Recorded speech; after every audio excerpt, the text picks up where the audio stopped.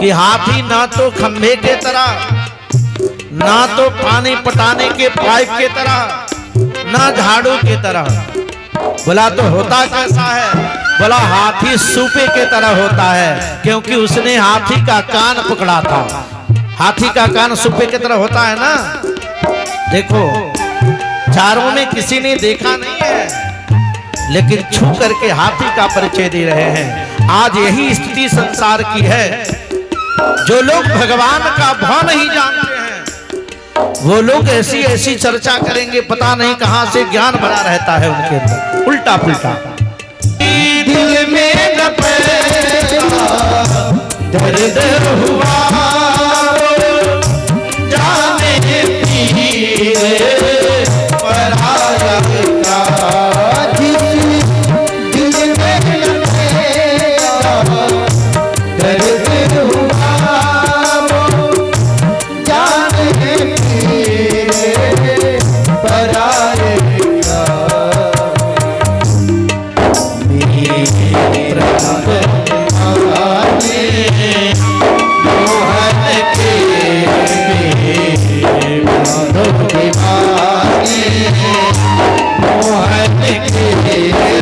नहीं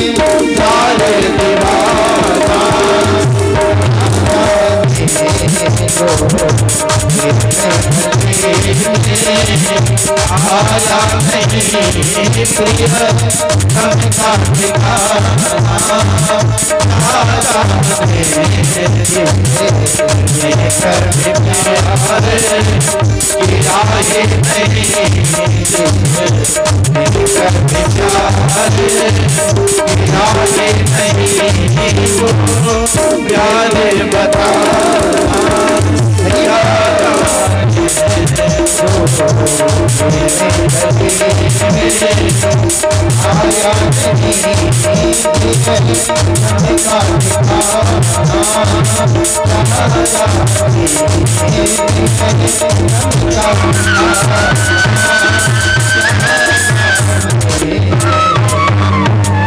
बोल भागवत महापुराण की जय हो। जिस दिल में न पैदा दर्द हुआ, वो जाने पीर पराया क्या। बिप रंदु दीवाने मोहन के भी, प्रंदु दीवाने मोहन के, संसारे दीवाना क्या जाने जो प्रेम गली में। सुखदेव जी कहते हैं कि हे राजन, मनुष्य का परम धर्म है कि जीव मात्र से प्रेम करे। परीक्षित ने पूछा, महाराज बड़ी सुंदर बात बताई है,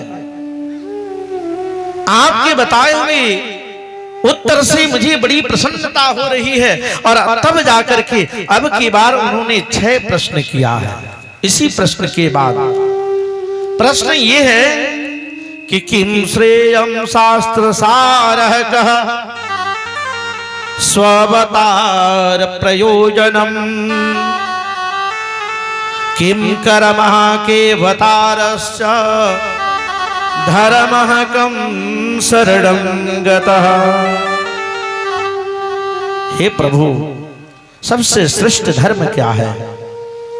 सबसे अच्छा धर्म क्या है? सुखदेव जी कहते हैं कि हे राजन, कृष्ण भक्ति परम श्रेयम, शास्त्र सारस्य सैव हि, प्रयोजनम सतो रक्षा, कर्म श्रेष्ठादि लक्षणम। परीक्षित, तुमने पूछा है कि सबसे उत्तम धर्म क्या है, तो सबसे उत्तम धर्म है भगवान कृष्ण की भक्ति। उससे बड़ा कोई धर्म नहीं होता। दूसरा प्रश्न किया है कि शास्त्र तो बहुत हैं, परंतु मनुष्यों की आयु दिन प्रतिदिन कम होती जा रही है। तो कम समय में कौन सा शास्त्र पढ़ा जाए कि सारे शास्त्रों का निचोड़ हो।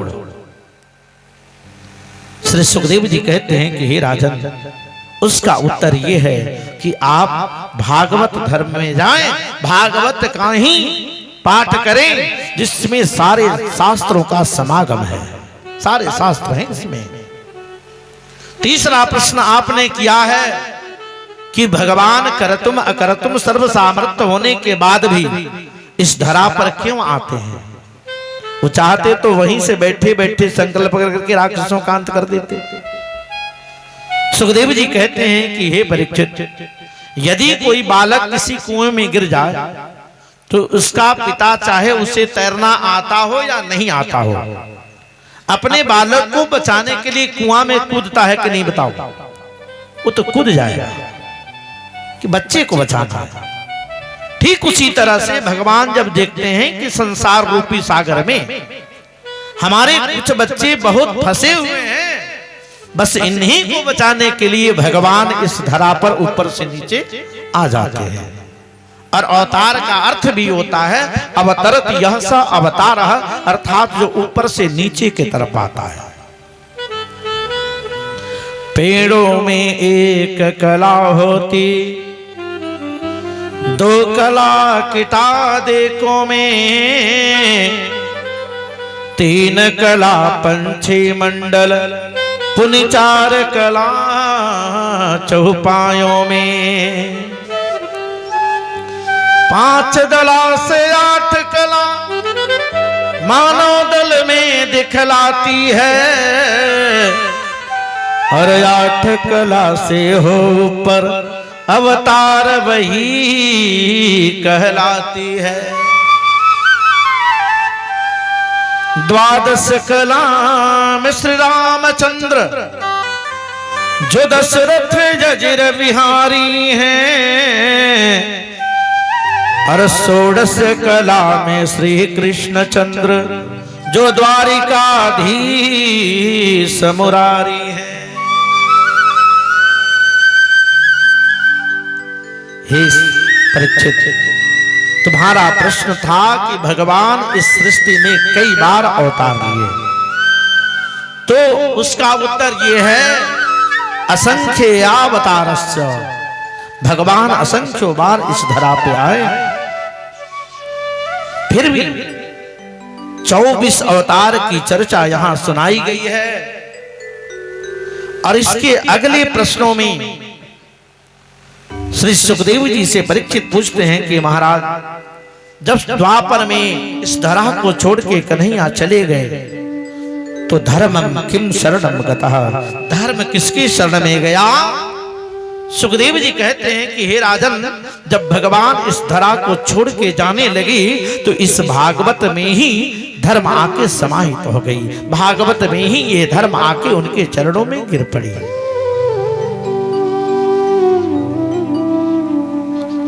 अंतिम प्रश्न है उनका।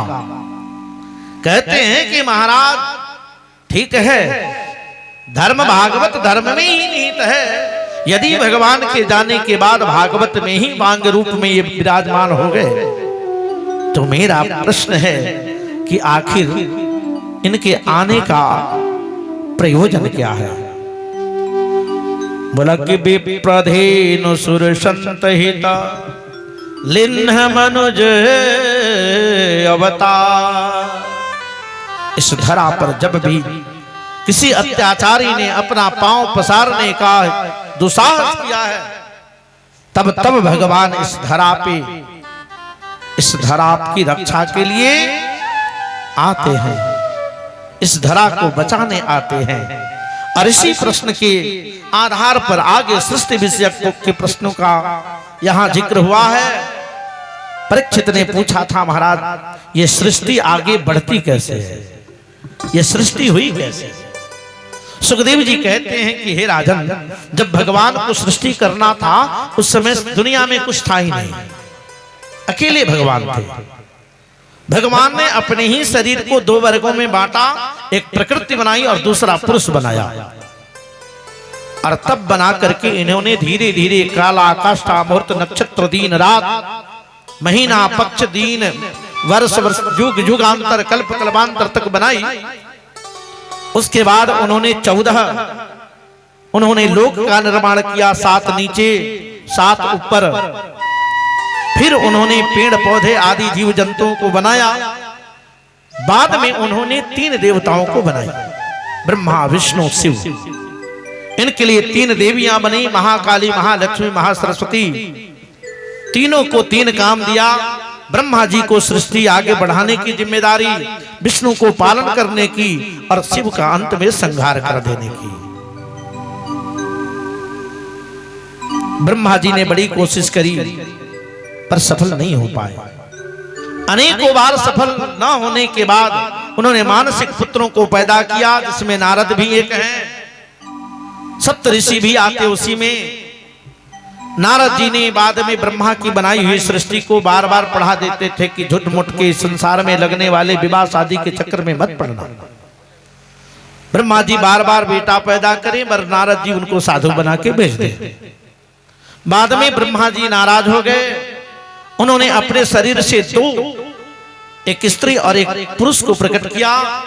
पुरुष का नाम है मनु और स्त्री का नाम है शतरूपा। इनसे 2 बेटे, बड़े का नाम प्रियव्रत और छोटे वाले का नाम है उत्तानपाद। इनकी चर्चा मैं कल करूंगा। फिर 3 बेटियां, आकुति, देवहूति और प्रसूति। आकुति का विवाह रुचि प्रजापति के साथ हुआ, जिनको 10 बेटे हुए, जो धर्म आदि के नाम से जाने जाते हैं। देवहूति का विवाह बहुत तपस्या करने वाले कर्दम मुनि के साथ किया गया, इस शर्त के साथ कि एक संतान पैदा करके मैं बाहर जंगल चला जाऊंगा, ऐसा शर्त रखा था। आकुति के देवहूति के पिताजी मान भी गए।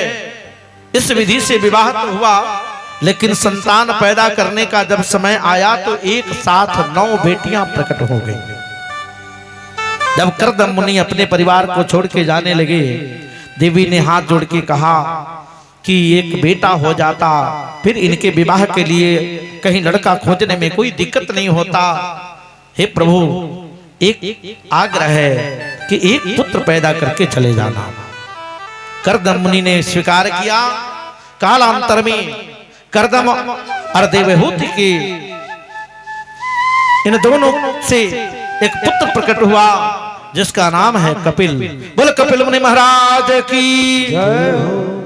इन्हीं से सांख्य और दर्शन आता है, जिसको फिलोसफी कहा जाता है मेरे प्यारे, जो आज हमारे यहाँ सिलेबस में पढ़ाई जाती है। तीसरी वाली बेटी का नाम है प्रसूति। प्रसूति का विवाह दक्ष प्रजापति के साथ हुआ। 60 बेटियां हुई। 27 का विवाह चंद्रमा के साथ हुआ। 17 का विवाह कश्यप ऋषि के साथ हुआ। दोनों मिला के 44 हुए। 10 का विवाह धर्मों के साथ हुआ।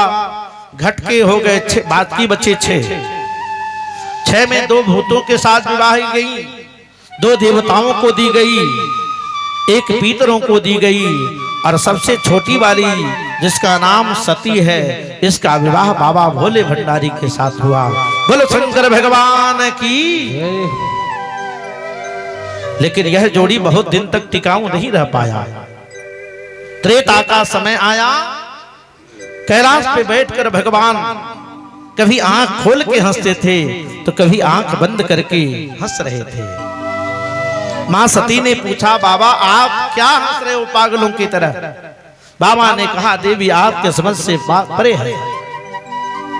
पूछने पे बाबा कहते हैं कि हे देवी, हम तो अपने भगवान के लीला को देख रहे हैं। बोला कौन सी लीला? बोले कि मेरे भगवान श्री रामचंद्र जी कितने सुंदर नर लीला कर रहे हैं। देवी जी ने पूछा, जरा मैं भी देखूं?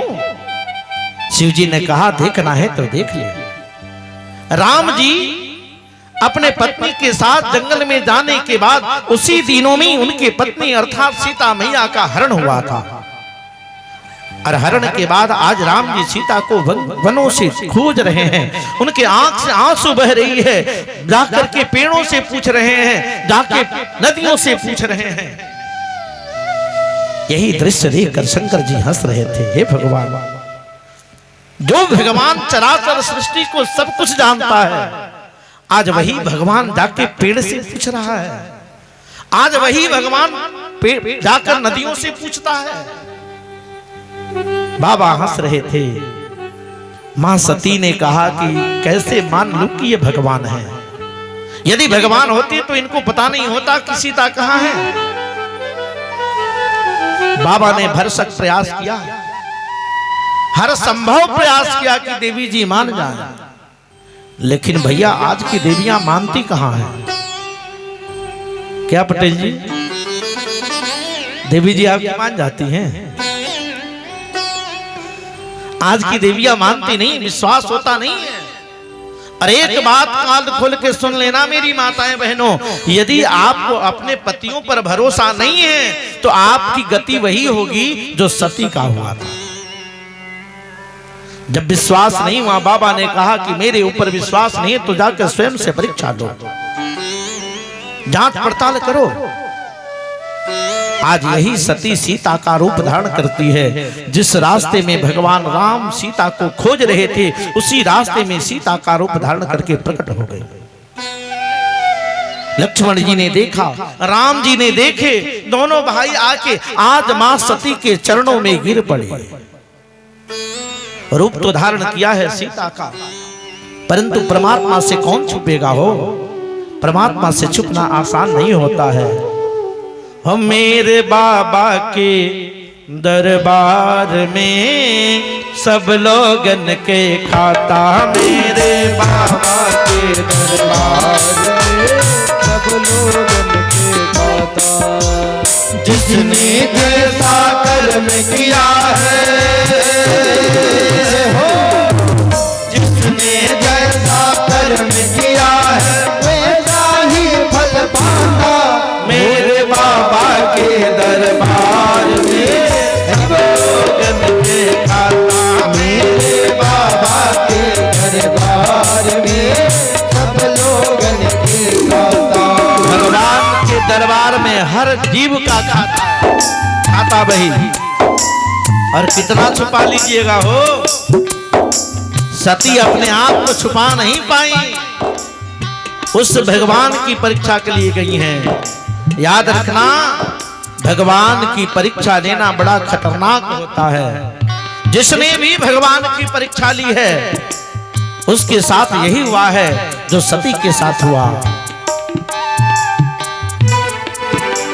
नहीं चले उनके घर रिश्वत, नहीं चले चालाकी हो। हाथ के ऊपर इनके घर हरि बोलो, नहीं चले चालाकी। नहीं अपनी लेन देन की रीत बड़ी है बाकी हो, उनकी अपनी लेन देन की रीत बड़ी है बाकी। सारी चालाकियां भुला जाता है भगवान के दरबार में। कितना चालाक बनोगे? सती चालाक ही बन के गई थी।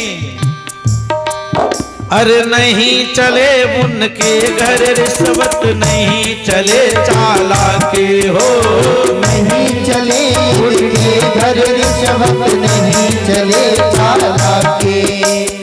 उनकी अपनी लेन देन की रीत बड़ी है बाकी हो, उनकी अपनी लेन देन की रीत बड़ी है बाकी। उनकी नैया पार लगा था, उनकी नैया पार लगा था, वापिस स्वयं डूब जाता।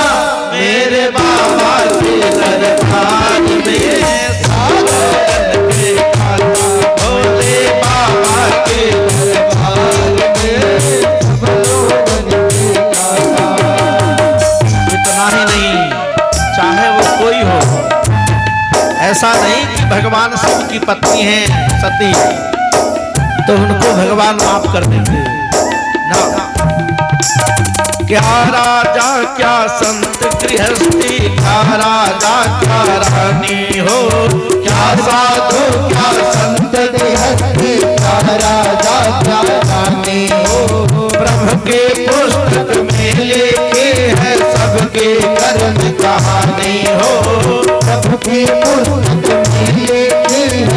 सबके कर्म कहानी।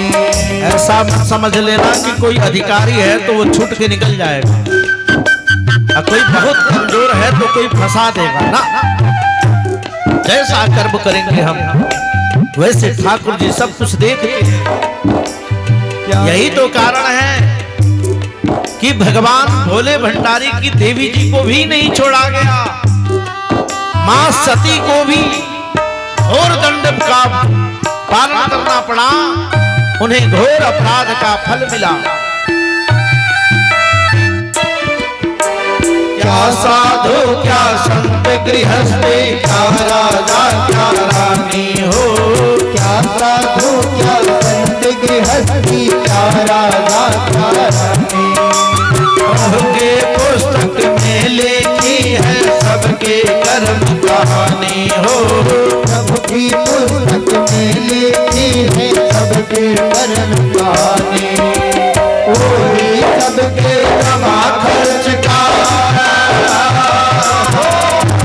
वही सबके जमा खर्च का सही हिसाब लगाना। मेरे ठाकुर के दरबार में सब लोगन के आता, मेरे बाबा के दरबार में सब लोगन के आता। और वो जब बैठ के फैसला करता है ना, एकदम अडिग फैसला होती है, टलने वाली फैसला नहीं है। जज साहब लोग आज फैसला करें और कल उस हाई कोर्ट में जाकर कुछ रुपया दे दीजिए। अधिकारी पदाधिकारियों का निर्णय सब कुछ बदल जाता है हो, लेकिन ठाकुर के यहाँ वाला नियम बदलने वाला नहीं है, चाहे जान दे दो आप। करते हैं फैसला प्रभु का, प्रभु आसन पर डट के हो। करते हैं फैसला सभी का, प्रभु आसन पर डट के। उनका फैसला कभी न पलटे, लाख कोई सर के हो। उनका फैसला कभी न पलटे, लाख कोई सर के। अच्छा एक चीज और देखो, हमको और आपको अपने कर्मों का पता है कि नहीं बताओ। हमने क्या किया है हमें नहीं पता है, आपने क्या किया आपको पता नहीं है।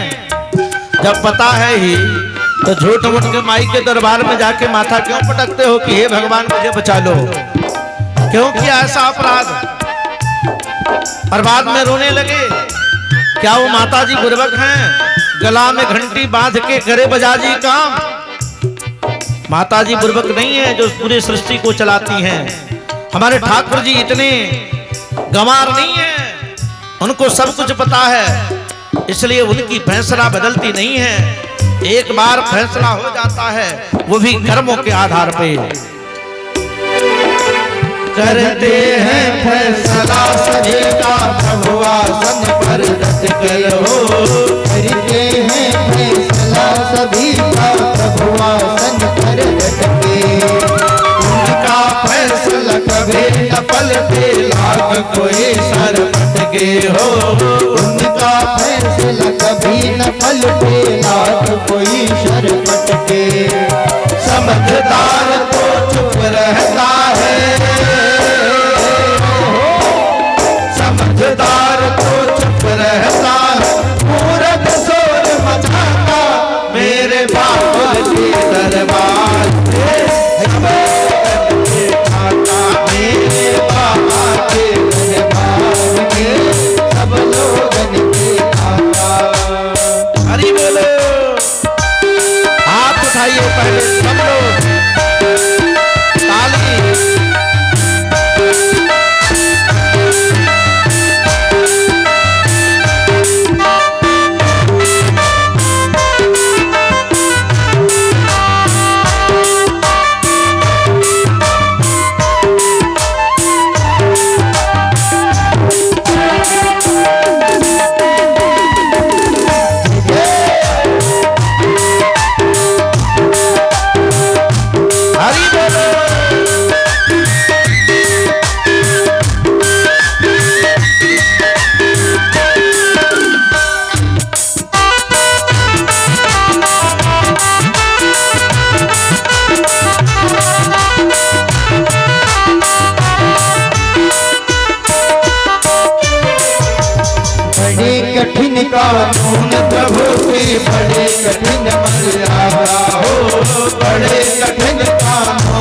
प्रभु की बड़ी कठिन मर्यादा। किसी को कौड़ी कम नहीं देता, किसी को दमड़ी ज्यादा हो। किसी को कौड़ी कम नहीं देता, किसी को दमड़ी ज्यादा। ठाकुर जी का नियम बड़ा कठोर है। भले आज भक्ति करने वाले लोग उस कठोर नियम का पालन न करें, जिसको जैसे मन करता है शुरू हो जाता है। अभी होली बीता है ना, बिना मुहूर्त के भी लोग एक दिन पहले मना लिए। ऐसा ठाकुर जी के यहाँ का नियम नहीं है, और सारे अपराधों का दंड भोगना पड़ता है, जान लीजिए आप। ऐसा मत समझिएगा कि भगवान छोड़ देंगे। अरे बड़ी कठिन कानून प्रभु के, बड़े कठिन मर्यादा हो। बड़े कठिन कानून प्रभु के, बड़ी कठिन मर्यादा हो। किसी को कौड़ी कम नहीं देता, किसी को दमड़ी ज्यादा हो। किसी को कौड़ी कम नहीं देता, किसी को दमड़ी ज्यादा। इसीलिए तो दुनिया में वो,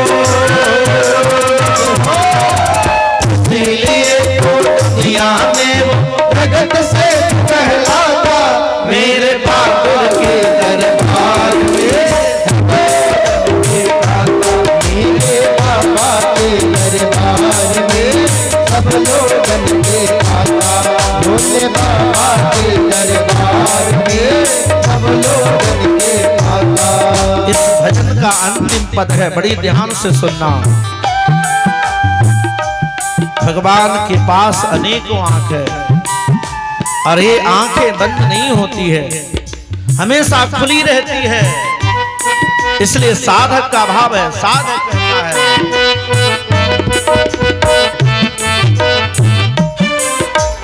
अच्छी करनी कर ले भैया, कर्म न करियो काला हो।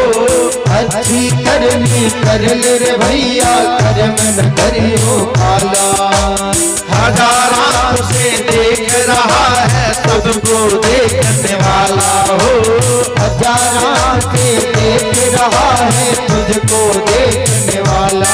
ये बुद्धू को आँख ना, इसलिए अच्छी करनी कर ले रे भैया, कर्म न करियो काला हो। अच्छी करनी कर ले रे भैया, कर्म न करियो काला। हजार आँख से देख रहा है, सबको देखने वाला हो। हजार आँख से देख रहा है, तुझको देखने वाला। अच्छी करनी कर दे बंदो,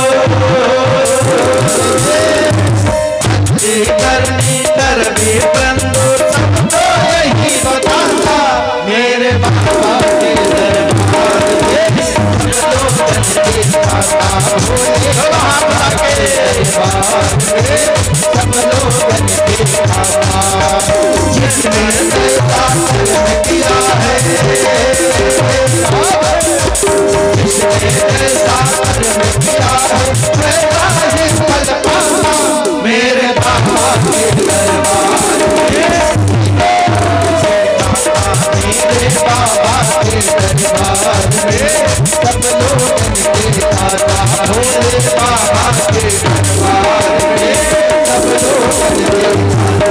भोले बाबा के दरबार में सब लोगन के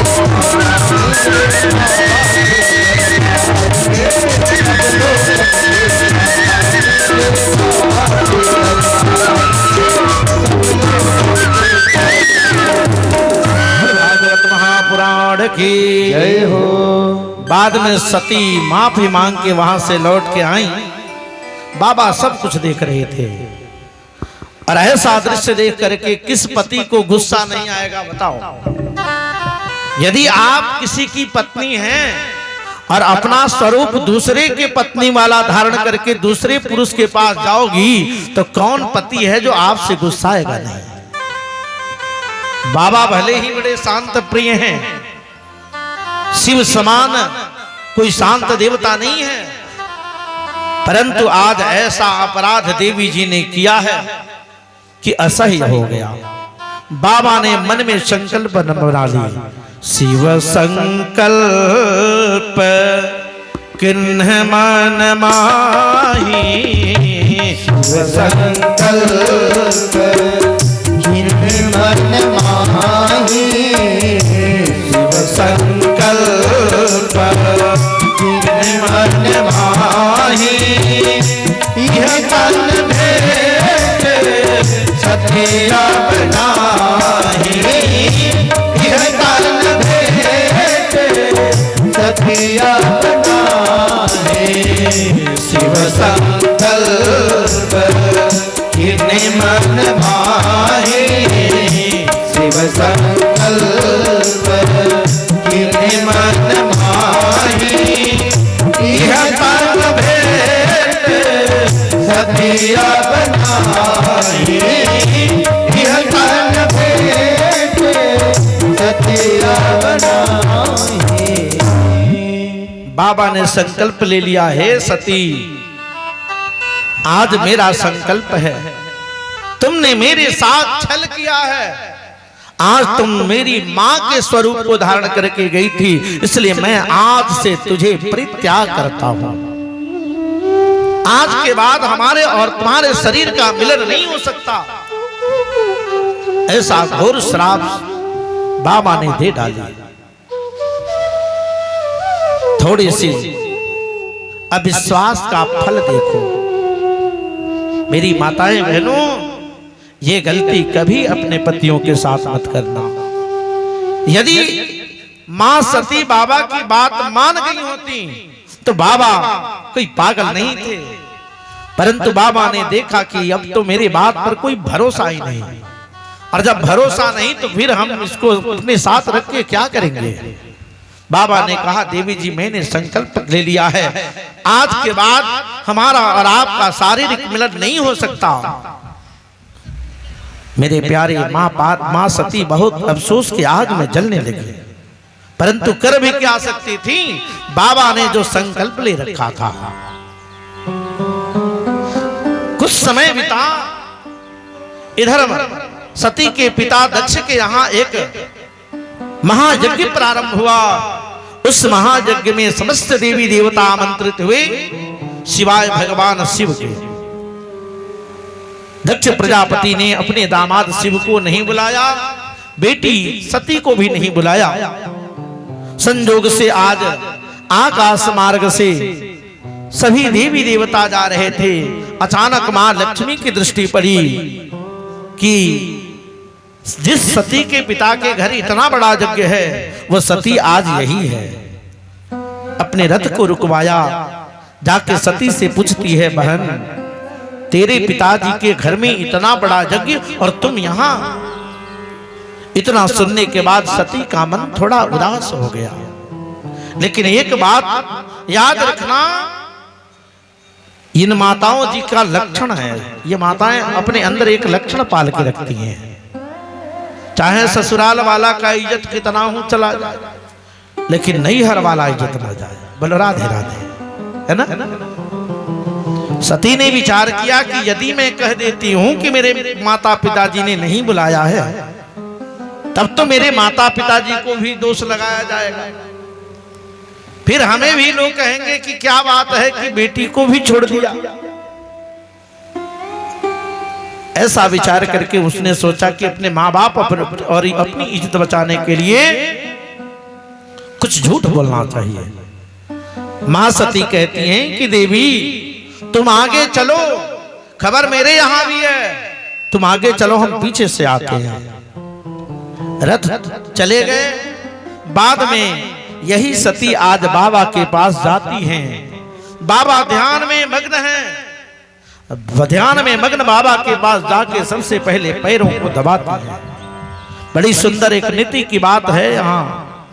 हर पतियों को बता दूं कि जिस दिन आपकी देवियां कुछ ज्यादा सेवा करें, थोड़ा उस दिन सावधान होकर रहना। जिस दिन ज्यादा सेवा मिले ना, उस दिन कुछ ज्यादा डिमांड होने वाला है। बाबा सतर्क हो गए, लगता है आज कुछ न कुछ होगा। बाबा के पैरों को दबा रही थी माता जी। दबाते दबाते बाबा ने कहा, देवी आज तो बहुत सेवा हो रही है। सती कहती हैं कि हे बाबा, आप यहां ध्यान में बैठे हो,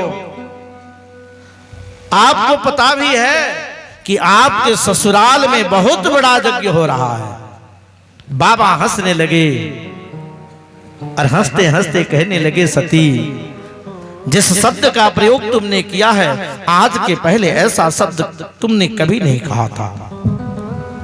क्योंकि प्रायः स्त्रियां जब अपने मैके की बात आती हैं तो सारी स्त्रियां बस अपने मैके के बारे में कहती हैं, मेरे माताजी, मेरे पिताजी। लेकिन आज तुम उल्टी गंगा बहा रही है। आज तक तुमने नहीं कहा था आपके ससुराल में, पर आज कह रही हो कि आपके ससुराल में। क्या बात है? सती कहती हैं कि आपको वहां चलना चाहिए। बाबा ने कहा, हम वहां जाके करेंगे क्या? हमारा वहां है कौन? सती कहती हैं, आपके ससुर जी हैं, आपकी सास हैं, आपकी सरहद हैं, वहां आपकी सालियां मिलेंगी, आपके साधु मिलेंगे। बाबा ने कहा कि वो जितना रिश्ता तुमने बताया तुम्हारे चलते हैं। भाई देवियों के चलते ही सारा रिश्ता होता है ना, हमारा कोई डायरेक्ट संबंध वहां नहीं है, इसलिए हम वहां नहीं जा सकते। बाद में बहुत आग्रह करने के बाद भी जब सती ने शिव को नहीं मना पाई, बाबा ने देखा कि जिद कर रही हैं, बाबा ने कहा, देवी आपके मैके का सवाल है, हम आपको मना भी नहीं कर सकते कि मत जाओ, और आपको हम भेज भी नहीं सकते कि जाओ। अब आपकी मर्जी, यदि जाना हो तो जा सकती हो। बाबा का आदेश पाकर के माता जी आगे बढ़ भी रही थी और पीछे घूम घूम के देख भी रही थी। कैसे कि पतिदेव लोग जब गुस्साते हैं ना, तो देवी जी लोगों से कहते हैं, जा अपना घर। कहला ना, गुस्सा में भी लोग कह दिला कि जा अपना घर है। मां सती आज इस चिंता में डूबी हैं कि हो ना हो कि बाबा क्रोध में आके कहे हों, तो क्रोध में आके कहे होंगे तो फिर कहेंगे कहां जाओ, तब चल वापस आ। पर बाबा ध्यान लगा के एकदम शांत स्वभाव में बैठे हैं। जब आंख से ओझल हो गई मां सती के, आंख से ओझल होने के बाद बाबा को भय हो गया। उन्होंने अपने परिकरों को बुला करके समझाया कि आज कल्याण नहीं होने वाला है, आज जाओ देखो क्या हो रहा है वहां। सती जाती है अपने पिता के यज्ञ भूमि पर, और जब यज्ञ मंडप में प्रवेश करती है, पिता ने देख करके अपने बेटी को अपना मुंह पीछे कर ली। मां के सामने खड़ा होती है, मां ने भी अपनी मुंह छुपा ली।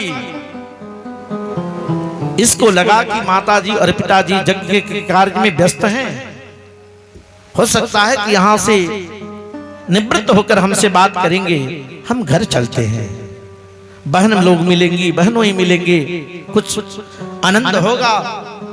ये विचार लेकर सती जब अपने मां के घर में प्रवेश करती है, बाकी की 59 उनकी बहनों ने देखते ही अपना अपना मुंह घुमा लिया, किसी ने बात नहीं की।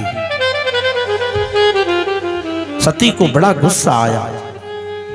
उसने सोचा कि हर स्त्री का दो ही जगह होता है, एक तो उसका पति और दूसरा उसके माता पिता का घर। तो पति ने पहले ही त्याग कर दिया है, अब बचे नैहर वाले लोग। नैहर वाला लोग कोई देखना नहीं चाह रहा है, तो फिर मैं जाऊंगी कहां? ऐसे भी मेरे स्वामी मेरे साथ है नहीं। और याद रखना, जब आप लोग अपने मैके अपने बिना पतियों के साथ जाती हो, तो लौटने के बाद आपके पति लोग व्यंग मारते हैं ना, व्यंग करते हैं, क्या मिला तुझे? प्रायः पुरुष अपने पतियों से पूछता है कि गई थी ना वहां पे, क्या पाया तुमने? यहां से लौट के जाके यदि मैं शिव के पास जाती भी हूं तो शिव जी पूछेंगे क्या मिला, मैं क्या जवाब दूंगी कि मेरे माता पिताजी ने भी मुझे त्याग दिया। एक बात करबद्ध आग्रह है मेरी माताएं बहनों, जिस दिन आपका पति आपका त्याग कर दिया, उसके बाद दुनिया का हर जीव आपको छोड़ देता है। इसलिए अगर खुश रखना है तो अपने पतियों को रखो, ताकि यदि वो खुश है तो सारे लोग आपका आदर करेंगे। सती प्रायश्चित के आग में जलने लगी। दोबारा आई यज्ञ भूमि में, जितना यज्ञ मंडप में देवताओं का स्थान रखा गया था, देखा कहीं शिव जी के नाम का चिन्ह भी नहीं था। मेरे प्यारे सती को बड़ा गुस्सा आया। उन्होंने योगाग्नि प्रकट करके योग से अपने प्राण का अंत कर दिया। और इस प्रकार से आज सती आज प्रायश्चित के आग में जल के भस्म हो गई। बोले सती महारानी की। इधर इनके साथ आए भगवान के परिकरों को दक्ष के दूतों ने बड़ी पीटा। बाद में भगवान को बड़ा क्रोध आया। शिव जी ने एक जटा तोड़कर जमीन पर फेंकी। वहीं वीरभद्र नाम का एक विशाल शरीर वाला इंसान पैदा हुआ। उसको भगवान ने कहा जाकर के सारे यज्ञ का नष्ट करो। वह आया, यज्ञ का तहस नहस करके सारे देवी देवताओं को भी वहां से भगा दिया। जिन ब्राह्मणों ने जिस तरह से अपराध किया था, दक्ष का यह दूत आकर, यह भगवान शिव का यह दूत आकर के वैसा ही दंड दिया। बड़ी कान खोल के साफ साफ शब्दों में सुन लीजिए, यदि हम और आप इस हाथ से अपराध करेंगे ना, तो अपराध का भी फल इसी को भोगना होगा। इस यज्ञ में जितने ब्राह्मण थे, जिस समय भगवान शिव के दूत मार खा रहे थे, जो आचार्य महोदय थे पंडित जी, वो जब दूत मार खा रहे थे तो खूब हंस रहे थे वो। और जब हंस रहे थे तो उस दंड का अपराध बाबा के दूतों ने पता है क्या दिया? बाबा के दूतों ने उनके सारे दांत निकाल लिए मार के। एक ब्राह्मण देवता अपने पेट पे हाथ घुमा घुमा के हंस रहे थे, इनके दूत जब मार खा रहे थे। बाबा के दूतों ने जब आए तो बाबा के दूतों ने उनका पेट ही फोड़ दिया। एक साधु बाबा तो दाढ़ी पे हाथ रख के खूब हंस रहे थे। वीरभद्र ने पूछा, बताओ तुम जब मार खा रहे थे तो ये क्या कर रहा था? बोले कि ये दाढ़ी पे हाथ रख के हंस रहा था। बोला इसका दाढ़ी नोच लो। बोले कि ये क्या कर रहे थे महाशय? बोले कि आंख से इशारा करके हमें पिटवा रहे थे। बोले इसका आंख फोड़ दो, जैसा अपराध वैसा दंड। बाद में सबको अंग भंग करने के बाद भगवान का यह परिकर आकर के दक्ष के सर और धड़ को अलग किया। फिर बाद में सारे देवता इकट्ठा होकर के ब्राह्मणों के सहयोग से शिव जी को मनाए। मनाने के बाद शिव जी माने। फिर यही सती दूसरे जन्म में आज महाराज हिमाचल और मैना के घर में पार्वती के नाम से प्रकट हो गई। बोल पार्वती महारानी की। बहुत कम समय में ही पार्वती ने बाबा की बड़ी आराधना की। तीज के कथा में आप लोगों को मिला होगा, भगवान शिव को अपना पति के रूप में पाने के लिए 10,000 वर्षों तक मां सती ने बिना कुछ अन्न पानी ग्रहण किए उपवास की थी। फिर 10,000 वर्षों तक उन्होंने केवल पत्ता खा करके जी करके उपवास किया था शिव को अपना पति बनाने के लिए। और अगले 3 वर्षों तक ये वही पार्वती भगवान को अपना पति बनाने के लिए उल्टे अर्थात माथा नीचे और पैर ऊपर करके तपस्या की थी। तब जाके सप्त ऋषियों की कृपा हुई, भगवत कृपा हुई, बाबा विवाह के लिए तैयार हो गए। और चूंकि समय भी समाप्ति की तरफ है, आगे की कथा कल हम लोग चर्चा करेंगे। आओ एक भजन के बाद आरती। अजीब है भोलेनाथ ये दरबार तुम्हारा, दरबार तुम्हारा। अजीब है भोलेनाथ दरबार तुम्हारा, दरबार तुम्हारा। अजब है भोलेनाथ दरबार तुम्हारा, दरबार तुम्हारा। भूत प्रेत गहरे सागरी, भूत प्रेत गहरे सागरी, सबका यहाँ पुजारा। अजब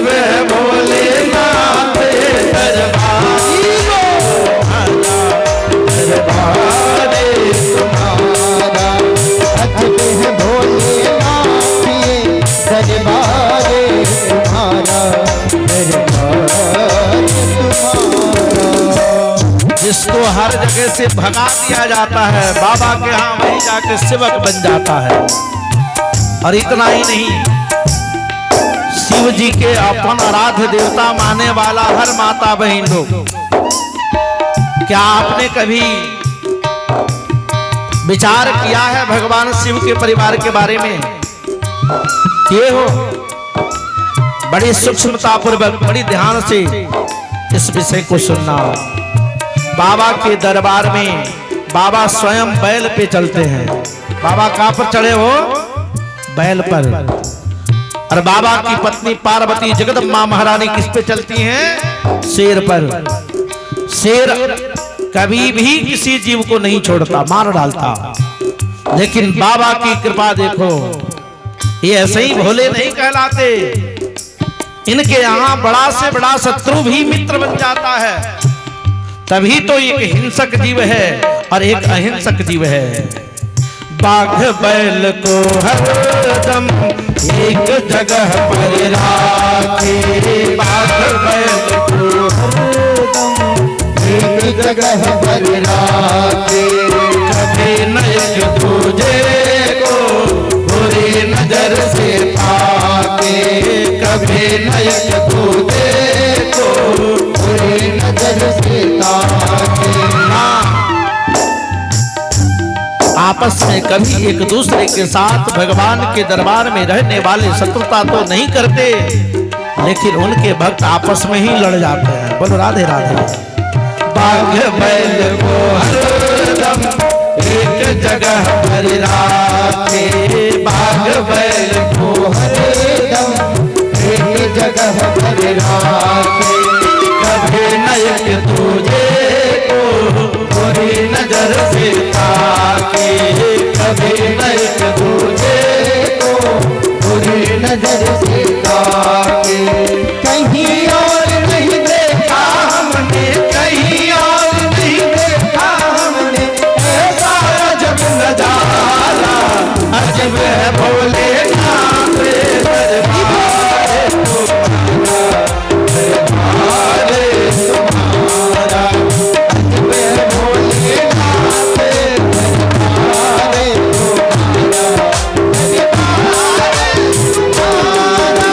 आगे इस परिवार की विशेषता देखिए, शब्द पर ध्यान दीजिएगा। बाबा के यहाँ रहने वाले जितने परिकर हैं बाबा के साथ, बाबा को दो बेटे हैं, एक गणेश जी और दूसरे कार्तिकेय, जिसको खड़ानंद कहा जाता है। ये दोनों अलग अलग ढंग के जीव के साथ रहते हैं। खुद बाबा सांप लटकाए हैं। एक बेटा चूहा पे चलता है तो दूसरा मोर पे चलता है। सामान्य दृष्टि से देखोगे तो संसार में सब एक दूसरे के दुश्मन हैं। मोर यदि सांप को देख ले तो सांप को मार डालता है, सांप यदि चूहा को देख ले तो चूहा को खा जाता है। लेकिन बाबा के यहाँ रहने का फल देखो कि सब के सब हिंसक होने के बाद भी बड़ी शांति से हैं। गणपति राखे जोहा, कभी सर्प नहीं छुआ, गणपति राखे जोहा, कभी सर्प नहीं छुआ। बाबा सर्प लटकाए, कार्तिक मोर नचाए, बाबा सर्प लटकाए, कार्तिक मोर नचाए। गणपति राखे जोहा, कभी सर्प नहीं छुआ, गणपति राखे जोहा, कभी सर्प नहीं छुआ। बाबा सर्प लटकाए, कार्तिक मोर नचाए, बाबा सर्प लटकाए, कार्तिक मोर नचाए। आज करे कानून नहीं है, आज कोई कानून नहीं है, अनुशासित है अजब है भोले समान भइए। तुम्हारा